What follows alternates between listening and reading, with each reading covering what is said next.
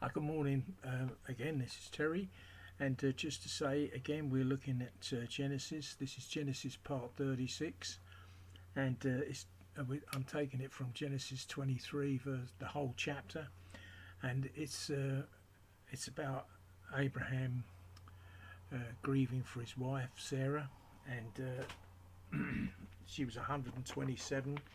The scriptures say when she died, and let me just read. When Sarah was 127 years old, she died at a place called Hebron in the land of Canaan, where Abraham mourned and wept for her. Then, leaving her body, he said to the Hittite elders, "Here I am, a stranger and foreigner among you. Please sell me a piece of land so I can give my wife a proper burial." The Hittites replied to Abraham, "Listen, my lord, you are an honoured prince among us. Choose the finest of our tombs and bury her there. No one here will refuse to help you in this way." Then Abraham bowed low before the Hittites and said, "Since you are willing to help me in this way, be so kind as to ask Ephron, son of Zahar, to let me buy his cave at Machpelah down at the end of his field. I will pay for the full price in the presence of witnesses, so I will have a permanent burial place for my family." Ephron was sitting among the others, and answered Abraham as the others listened, speaking publicly before all the Hittite elders of the town. "No, my lord," he said to Abraham, "please listen to me. I will give you the field and the cave here in the presence of my people. I give it to you. Go and bury your dead."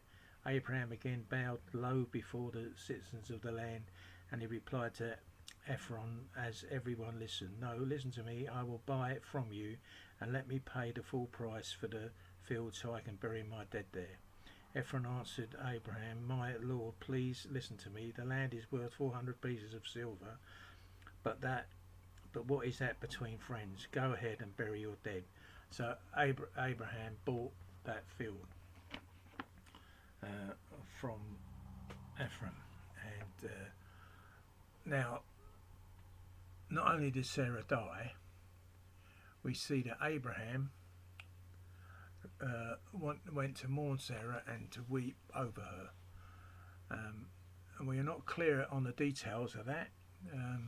When Jacob died in Genesis 50, and we look at that later on probably, Joseph and his brothers grieved for 40 days. Jacob was embalmed, then they travelled to the burial place, and the same tomb that Sarah was buried in. So it was a family burial site tomb, and they had 7-day period of mourning. And it was only after this that they buried Jacob. So it was around 2 months from the death to burial. Now, since Abraham lived much before this time, and was not part of a Pharaoh's court as Joseph was, it's a possibility that the burial was much quicker. What we just don't know how long it took, but we do know that Abraham wept over her. We saw that in verse 2. There is a foolish notion that people of faith don't cry at the death of someone they love. Well, that's not true. You've heard it said, "I need to be strong."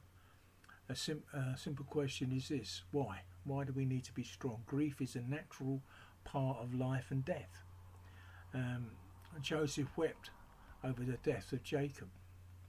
As I said, Genesis chapter 50. The Israelites wept for 30 days over the death of Moses, Deuteronomy 34. David wept at the death of Absalom, 2 Samuel 18.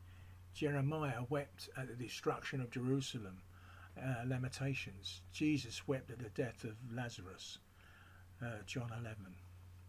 So we need to know this, that grief is natural and normal.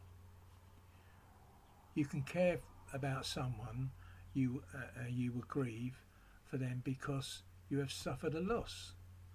People give grieve in different ways and go through different stages. Some people grief brings feelings of guilt and regret. Some go through prolonged periods of depression. Most people eventually get to the stage of acceptance and hope. Grief takes time. No one hurries in this scripture. No one hurries Abraham. We don't know whether he wept for hours or weeks. We make a mistake when we feel that people should be moving on after the funeral service has ended.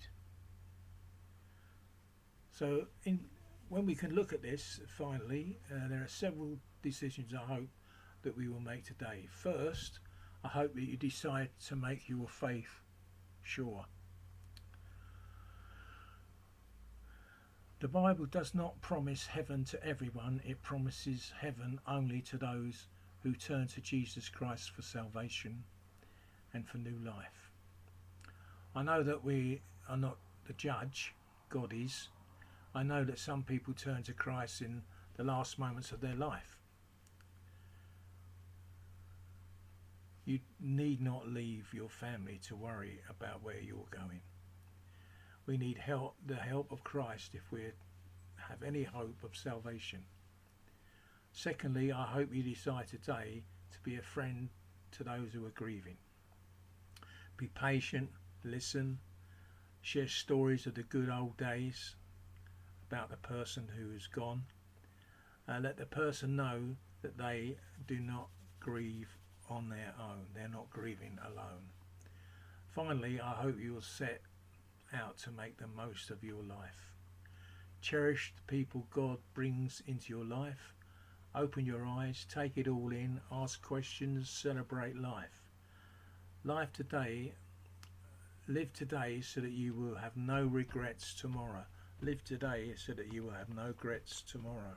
Say that again. Live today the best way you can so that you've got no regrets for tomorrow. But I have to say, if you live this way, grief may be even more intense. The hurt or loss will even seem more severe of a loved one. But the only way to avoid grief is to keep everyone at a distance. That's the only way you can do that. So in other words, to avoid grief, you need to avoid loving. And to do that is just a waste of life. God so loved you, he gave his only begotten Son. What must have God gone through, the grief that he must have gone through in giving Jesus his Son on the cross to save you for eternity. The good news for God is that Jesus rose again from the dead. And the good news for us is that we will be with Jesus in eternity forever and ever and ever. And that was a good news for God, that his Son was going to rise again from the dead and be with him forever and ever and ever with us in eternity. Have a great day. Bless you. And keep safe.